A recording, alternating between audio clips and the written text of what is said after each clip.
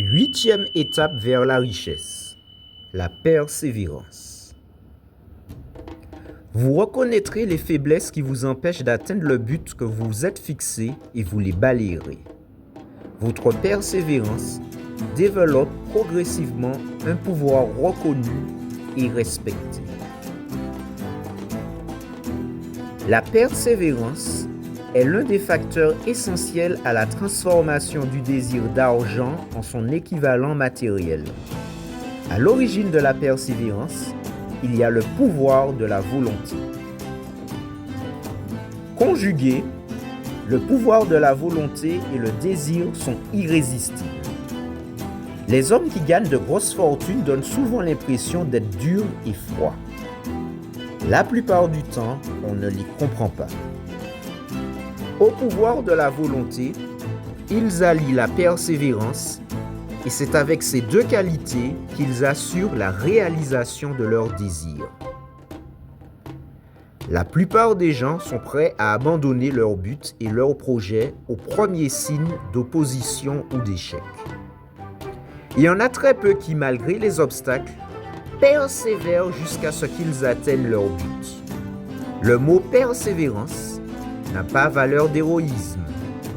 C'est une qualité qui est au caractère de l'homme ce que le carbone est à l'acier. La constitution d'une fortune demande généralement l'application de 13 principes de base qui doivent être compris et appliqués avec persévérance.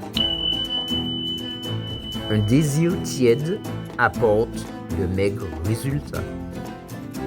Si vous lisez ce livre dans l'intention d'appliquer son enseignement, la meilleure façon de tester votre persévérance sera de suivre à la lettre les 6 enseignements du 2e chapitre.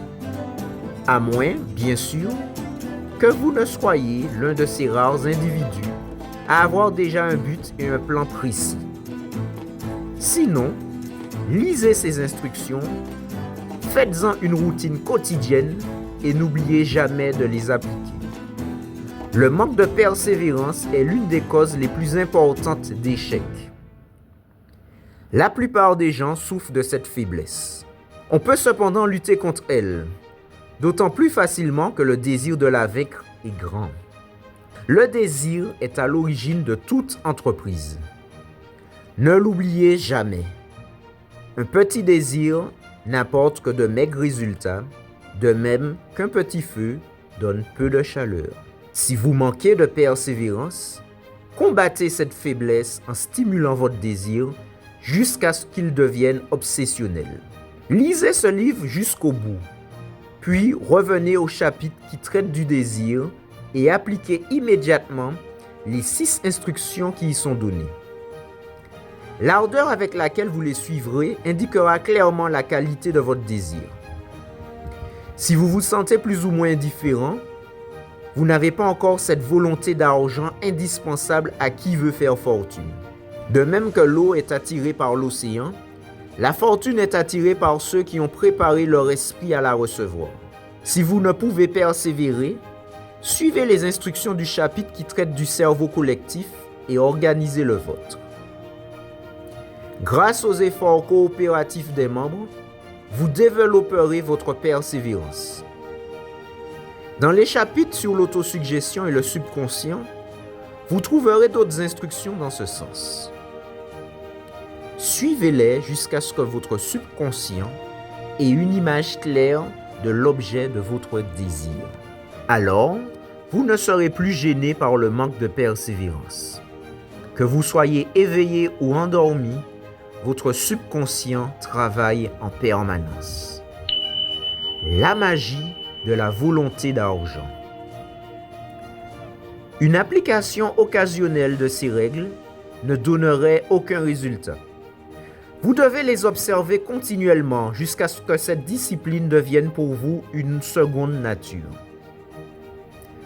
D'aucune autre manière, vous ne pourrez développer votre volonté d'argent.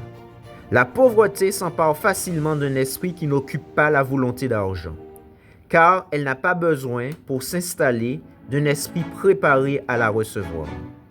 Quiconque n'est pas né avec cette volonté d'argent doit la créer de toutes pièces. Avez-vous compris la signification exacte du paragraphe précédent? Dans l'affirmative, vous pouvez comprendre le rôle de la persévérance dans la création d'une fortune. Sans persévérance, vous échouerez avant d'avoir commencé. Vous avez déjà eu des cauchemars? En voici un qui peut vous aider à comprendre toute la valeur de la persévérance. Vous êtes au lit, à demi inconscient, et vous avez l'impression que vous étouffez. Vous êtes incapable de bouger le petit doigt, et vous sentez que vous devez reprendre le contrôle de vos muscles. Par des efforts persévérants de volonté, vous arrivez à mouvoir les doigts d'une main.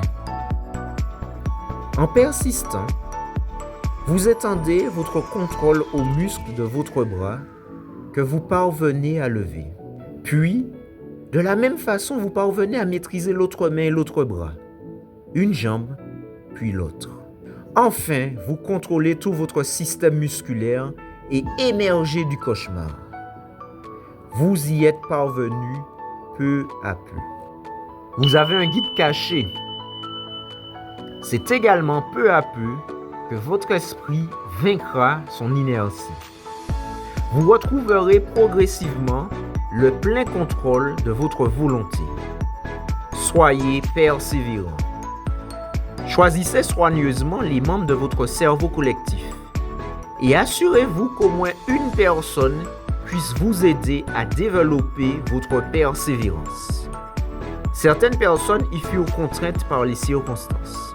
Ceux qui ont cultivé l'habitude de la persévérance ont acquis une assurance contre l'échec. Peu importe le nombre de leurs défaites, ils sont certains de remporter la victoire. Parfois, il semble qu'un guide caché teste les hommes en leur faisant subir toutes sortes d'épreuves. Ceux qui s'en relèvent et ne se découragent pas atteignent leur but. Le guide caché ne vous laisse rien entreprendre sans éprouver votre persévérance. Ceux qui ne le comprennent pas n'avancent pas. Ceux qui l'ont compris, par contre, sont magnifiquement récompensés. Ils reçoivent ce qu'ils ont désiré. Ce n'est pas tout. Ils reçoivent encore quelque chose de bien plus important. La preuve que tout échec porte en soi le germe de la réussite. La défaite, une condition passagère. Il y a des exceptions à la règle. Certaines personnes connaissent par expérience la valeur de la persévérance. Elles savent que les défaites ne sont que passagères et qu'elles peuvent être changées en victoire avec la persévérance. Elles sont peu nombreuses les personnes qui voient en la défaite un appel urgent à redoubler d'efforts. C'est alors qu'une force irrésistible et silencieuse vient à leur aide pour lutter contre le découragement. Cette force n'est autre que la persévérance. Sans elle, et dans quelque domaine que ce soit, aucun succès n'est possible. Ayant écrit ces lignes, je lève les yeux de mon papier et garde devant moi la grande et mystérieuse Broadway, à la fois cimetière de tant d'espoir et porte de la chance. Des gens du monde entier sont venus y chercher fortune, célébrité, puissance, amour et tout ce qui fait la réussite de l'homme. De temps en temps, un individu se détache de la masse et le monde apprend qu'à nouveau, quelqu'un a maté Broadway. Mais Broadway n'est pas facile à conquérir. Elle reconnaît le talent, le génie, mais ne paie en espèces que les persévérants. Comment conquérir Broadway? C'est un secret. Il nous est révélé dans la lutte que mena Fanny Hurst avec sa plume. Arrivée à New York en 1915, elle n'y réussit pas immédiatement. Pendant 4 ans, elle passa ses journées à travailler et ses nuits à espérer. Lorsque son espoir se réduisit pratiquement à néant, elle ne se dit pas « Très bien Broadway, tu as gagné. » Mais « Je sais, Broadway, que tu en as dévoré d'autres. Mais moi, je suis décidé à ne pas me laisser faire et tu ne mourras pas. » Un éditeur lui renvoya maintes fois ses manuscrits avant d'en accepter un et de le publier. La plupart des écrivains auraient abandonné la partie à la suite du premier refus. Mais, parce qu'elle était décidée à gagner, elle tint bon 4 ans. Le guide caché mit Fanny Hurst à l'épreuve. Elle surmonta les obstacles et ce furent les éditeurs qui la sollicitèrent. Elle gagna tant d'argent et si vite qu'elle arrivait à peine à le compter. Puis, les producteurs de cinéma s'intéressèrent à son œuvre et les gains se multiplièrent. Le cas de Fanny Hurst n'est pas exceptionnel. Soyez certains que tous ceux qui ont amassé une grosse fortune ont dû en premier lieu acquérir la persévérance. La persévérance est à la portée de tous. La persévérance est un état d'esprit. Elle peut donc se cultiver. Pour y arriver, voici ce qu'il faut. 1. La précision de l'intention. Pour développer la persévérance, il est primordial de savoir ce que l'on veut. Une intention bien ancrée aide à surmonter de nombreuses difficultés. 2. Le désir. Quand on poursuit l'objet d'un ardent désir, il est facile d'acquérir et de maintenir la persévérance. 3. La foi en soi. Croire en sa propre aptitude à mener à bien un plan encourage à le suivre avec persévérance. La foi en soi peut être développée par l'autosuggestion. 4. La précision des plans. Des plans structurés, même s'ils se révèlent mauvais et absolument irréalisables, sont un encouragement à persévérer. 5. Les connaissances adéquates. Savoir, par expérience, que nos plans sont bons est un encouragement à persévérer. L'impression, contrairement à la connaissance, détruit la persévérance. 6. La coopération. La sympathie, la compréhension des autres et la coopération harmonieuse ont tendance à développer la persévérance. 7. Le pouvoir de la volonté. La concentration sur l'élaboration des plans indispensables à la réalisation du but poursuivi conduit à la persévérance. 8. L'habitude. La persévérance est le résultat direct de l'habitude. L'esprit absorbe les expériences de la journée, il s'en nourrit, la peur, le pire de tous les ennemis, peut être entièrement éliminé par la répétition imposée d'actes de courage. Tous ceux qui ont fait du service actif pendant la guerre le savent. Les ennemis de la persévérance. Avant d'en terminer avec la persévérance, faites votre propre inventaire. Courageusement, point par point, et voyez dans quelle mesure la persévérance vous fait défaut. Cette analyse vous conduira peut-être à des découvertes sur vous et sur vos habitudes. Vous trouverez ici les vrais ennemis qui vous barrent le chemin de toute réalisation importante. Vous découvrirez non seulement la faiblesse de votre persévérance, mais aussi les causes inconscientes de cette faiblesse. Analysez-vous franchement si vous voulez vraiment savoir qui vous êtes et ce que vous êtes capable de faire. Voici les faiblesses qui doivent être vaincues par tous ceux qui cherchent à faire fortune. 1. L'impossibilité de reconnaître et de définir clairement ce que l'on veut. 2. L'hésitation et son lot d'alibis et d'excuses. 3. Le manque d'intérêt pour un enseignement spécialisé. 4. L'indécision et l'habitude de laisser les autres prendre toutes les décisions à notre place. 5. L'habitude de se reposer sur des excuses au lieu de créer des plans précis pour trouver une solution à son problème. 6. Le contentement de soi. Il n'y a malheureusement rien à faire contre cette maladie. 7. L'indifférence qui se manifeste habituellement par la recherche systématique de compromis là où il y aurait lieu de faire face aux obstacles et d'essayer de les franchir. 8. L'habitude de critiquer les erreurs des autres et d'accepter des circonstances défavorables comme inévitables. 9. La tiédeur d'un désir qui vient de ce qu'on néglige le choix des intentions. 10.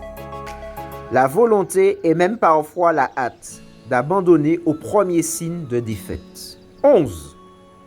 L'absence de plan organisé et soigneusement rédigé pour pouvoir être mieux étudié. 12. L'habitude de négliger l'occasion qui se présente. 13. Souhaiter au lieu de vouloir. L'habitude d'établir des compromis avec la pauvreté au lieu de vouloir la fortune. Le manque total d'ambition d'être, d'agir, de posséder. 15. La quête de raccourcis menant à la fortune, essayer de prendre sans rien donner. 16. La peur d'être critiqué. La peur d'être critiqué. La peur du qu'en dira-t-on, qui fait échouer autant l'élaboration que l'application de plans. Cet ennemi numéro 1 se cache généralement dans le subconscient. Tout le monde peut critiquer. Étudions cette peur d'être critiqué. La plupart des gens permettent à leurs parents, à leurs amis et aux autres de les influencer à tel point qu'ils n'osent vivre leur propre vie de peur d'être critiqués. De nombreuses personnes font de mauvais mariages et s'entêtent à mener une vie malheureuse parce que la peur d'être critiqué les empêche de divorcer. Celui qui a subi le joug de cette peur, c'est l'irréparable dommage qu'elle commet en détruisant toute ambition et tout désir de réussite. Des millions de gens, après avoir quitté l'école, renoncent à un enseignement complémentaire par peur d'être critiqués. Des hommes et des femmes de tout âge permettent à leurs parents de briser leur vie par peur de la critique. Or, le devoir n'exige pas la destruction des ambitions personnelles. Par peur d'être critiqués en cas d'échec, des gens refusent de saisir leur chance en affaires. La peur des critiques est dans ce cas plus forte que le désir de la réussite. Trop d'individus renoncent aux visées ambitieuses ou négligent de choisir la profession qui les tente, de crainte que parents et faux amis ne disent « Il est fou! Qu'est-ce que les gens vont penser ?» Lorsqu'Andrew Carnegie me suggéra de consacrer 20 ans de ma vie à l'élaboration d'une philosophie du succès, ma première réaction fut « Qu'est-ce que les gens vont en penser ?» Quelque chose en moi me disait « C'est un gros travail qui demande trop de temps. Tu n'y arriveras pas. Et comment gagneras-tu ta vie? Personne ne s'est essayé à établir une philosophie du succès. Quel droit as-tu de t'en croire capable? Souviens-toi de ton humble origine. Que sais-tu de la philosophie? Les gens vont te prendre pour un fou. Ils n'y manquèrent pas. Est-ce une bonne idée? Ces questions et beaucoup d'autres assaillirent mon esprit et m'obligèrent à réfléchir. Si je donnais suite à la suggestion de Carnegie, il me semblait que le monde entier me ridiculiserait. J'avais là une belle occasion de tuer toute ambition. Plus tard, après avoir étudié la vie de milliers de personnes, je découvris que la plupart des idées sont mort-nées. La vie leur est insufflée par les plans précis d'une action immédiate. La plupart des idées sont anéanties dans l'œuf par la peur de la critique. Ils fabriquent eux-mêmes leur coup de chance. Beaucoup de personnes vous diront que le succès matériel est dû au seul hasard. Mais ceux qui ne comptent que sur la chance sont généralement déçus parce qu'ils ne savent pas que les coups de chance se fabriquent sur mesure. Durant la crise de 1929, le comédien W.C. Fields perdit son argent et se retrouva sans revenu et sans travail, le vaudeville ayant été rayé du théâtre. Il avait plus de 60 ans. À cet âge, beaucoup d'hommes se considèrent comme déjà vieux. Il était si pressé de retourner sur les planches qu'il frappa à la porte d'une industrie naissante, le cinéma parlant, pour y offrir gracieusement ses services. Il tomba et se blessa au cou. À sa place, bien des gens auraient renoncé à leur projet. Mais Fields était persévérant. Il savait que s'il persévérait, il aurait sa chance un jour ou l'autre, et il l'eut. On ne peut compter que sur la chance que l'on provoque, et on ne peut la provoquer que par la persévérance, sachant au départ vers quel but on tend. Ce que chacun voulait, c'était l'autre. Il était une fois un souverain d'un grand empire. Cependant, dans son cœur, le prince de Galles était un homme seul. Il avait songé à se marier. Toutes les princesses d'Europe entretenaient de secrets espoirs. Il vécut à sa guise pendant plus de 40 ans.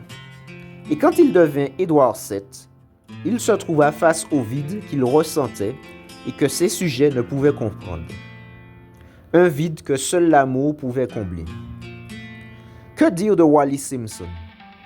Après 2 échecs matrimoniaux, elle persistait dans sa recherche de l'amour qu'elle estimait être le premier devoir ici-bas. Qu'y a-t-il de plus grand? Quand vous penserez à elle dorénavant, pensez à une femme qui savait ce qu'elle voulait et qui, pour l'avoir, fit trembler un grand empire. Femme, vous qui vous plaignez de ce que ce monde soit fait par et pour les hommes, étudiez soigneusement la vie de celle qui, à l'âge où les autres se croient déjà vieilles, conquit le cœur du célibataire le plus convoité. Que dire du roi Édouard? Paya-t-il trop cher l'amour de la seule femme qu'il aima? Il ne nous appartient pas de répondre. Cependant, nous pouvons apprécier la qualité de sa décision et le prix qu'il a dû payer. Le duc et la duchesse de Windsor se réconcilièrent finalement avec la famille royale. Leur histoire d'amour et leur persévérance semblent d'une autre époque. Questionnez les 100 premières personnes que vous rencontrerez sur ce qu'elles désirent le plus dans la vie. 98 ne sauront répondre.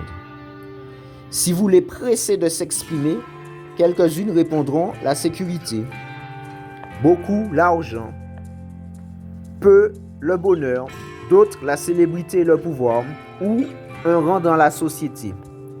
Être à l'aise dans la vie, pouvoir danser, chanter, écrire.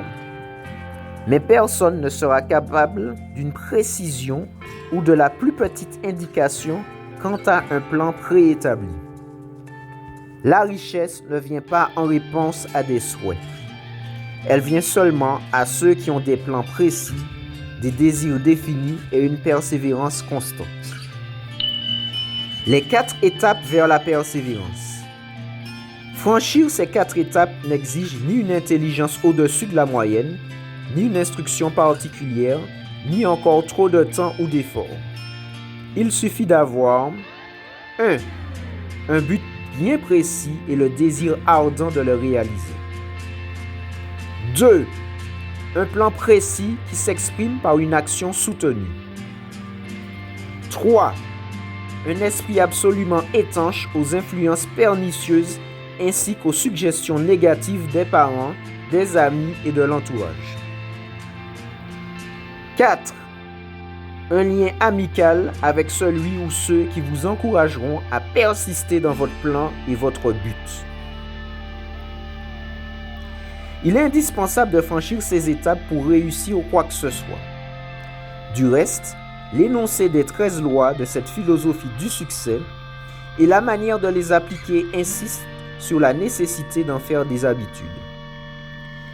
Grâce à la mise en pratique de ces lois, l'homme contrôle son destin économique, conquiert la liberté et l'indépendance de la pensée, la fortune, le pouvoir, la célébrité, se garantit des coups de chance, convertit ses rêves en réalité, maîtrise la peur, le découragement et l'indifférence. Peut-on avoir l'aide de l'intelligence infinie? Quel pouvoir mystique donne aux hommes persévérants la possibilité de vaincre les difficultés? La persévérance suscite-t-elle une certaine forme d'activité spirituelle, mentale ou chimique qui permet d'accéder à des forces surnaturelles? L'intelligence infinie soutient-elle celui qui se bat encore alors que la bataille est déjà perdue et que le monde entier est contre lui? Je me suis posé ces questions et bien d'autres encore quand j'étudiais la vie d'hommes tels que Henry Ford, qui commença à zéro et bâtit un empire industriel immense avec pour seul atout la persévérance. Ou Thomas Edison qui, avec moins de 3 mois de scolarité, devint le premier inventeur du monde et métamorphosa sa persévérance en machine parlante, en machine pour le cinéma, en lampe incandescente, sans parler d'une cinquantaine d'autres inventions. J'ai eu l'heureux privilège d'analyser année après année et pendant longtemps ces deux hommes singuliers. Je parle en connaissance de cause lorsque je dis que je n'ai trouvé en eux qu'une explication à leur réussite extraordinaire, la persévérance. Lorsqu'on étudie objectivement les prophètes, les philosophes, les hommes qui accomplirent des miracles et les chefs religieux du passé, une conclusion s'impose, la persévérance, la concentration dans l'effort et la précision du but visé sont à la base de leurs actes. Si par exemple vous comparez la vie étrange et fascinante de Mahomet avec celle d'hommes qui ont réussi dans notre monde moderne de l'industrie et de la finance, vous remarquerez qu'ils ont un trait important en commun, la persévérance. Si vous êtes intéressé par l'étrange pouvoir qui donne de la force à la persévérance, lisez une biographie de Mahomet, de préférence celle qui a été écrite par Essad Bey. Une brève analyse parue dans le Herald Tribune, sous la plume de Thomas Sugrue, laisse pressentir l'intérêt de cette lecture. Le compte-rendu de Thomas Sugrue. Mahomet était un prophète, mais il ne fit jamais de miracle. Il n'était pas un mystique. Il n'avait pas fait d'études spéciales. Il ne se révéla publiquement qu'à l'âge de 40 ans.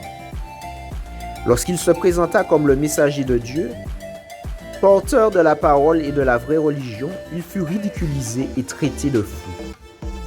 Les enfants lui faisaient des crocs en jambes et les femmes lui jetaient des ordures. Dépouillés de leurs biens, le suivirent dans le désert. Après avoir prêché 10 ans, il ne récoltait qu'exil, pauvreté et moquerie. Cependant, avant que 10 autres années ne fussent écoulées, il était le grand maître de toute l'Arabie, le gouverneur de la Mecque et le chef d'une religion nouvelle qui allait se répandre du Danube aux Pyrénées jusqu'à ce que s'émoussa l'élan qu'il lui avait donné et qui tenait au pouvoir des mots, à l'efficacité de la prière, à l'intimité de l'homme avec Dieu. Mahomet, issu d'une famille de la Mecque, capitale du négoce, carrefour de route mais cité malsaine, dont les enfants, souvent confiés à des bédouins, partageaient la vie des nomades qui les nourrissaient. C'est ainsi que Mahomet, après avoir gardé les moutons, devint chef caravanier pour le compte d'une riche veuve qui l'épousa quand il eut 28 ans. Il fit ainsi de nombreux voyages, ce qui lui permit d'acquérir une connaissance approfondie des hommes. Mahomet avait remarqué que le christianisme s'appauvrissait en perdant son unité.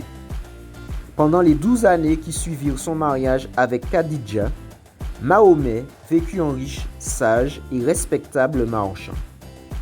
Puis il partit pour le désert, en revint avec le premier verset du Coran et dit à Khadija que l'archange Gabriel lui était apparu et l'avait appelé le messager de Dieu. Ce qui ressemble plus à un miracle dans la vie de Mahomet, c'est bien le Coran, la parole de Dieu. Jamais ce voyageur, ce négociant n'avait manifesté le moindre don pour la poésie ou l'éloquence. Or, les versets du Coran, tels qu'il les reçut et les donna à ses fidèles, étaient l'œuvre d'un poète. Pour les Arabes, le don des mots est magistral. De plus, le Coran disait que tous les hommes étaient égaux devant Dieu et que l'islam devait créer un État démocratique. Cette hérésie politique et le désir de Mahomet de détruire les 360 idoles de la Kasbah furent à l'origine de son exil. Les tribus du désert venaient à la Mecque adorer les idoles, entretenant ainsi la prospérité du commerce. C'est pourquoi les hommes d'affaires de la Mecque se liguèrent contre Mahomet, qui avait été un des leurs. Il se retira dans le désert pour demander la miséricorde de Dieu sur le monde. L'islam commençait sa montée. Du désert jaillit une flamme qui ne s'éteindrait pas. Une armée démocratique se levait comme un seul homme, prête à affronter la mort. Mahomet avait invité les Juifs et les chrétiens à se joindre à lui. Il demandait à tous ceux qui croyaient en un seul Dieu de se réunir dans une même foi.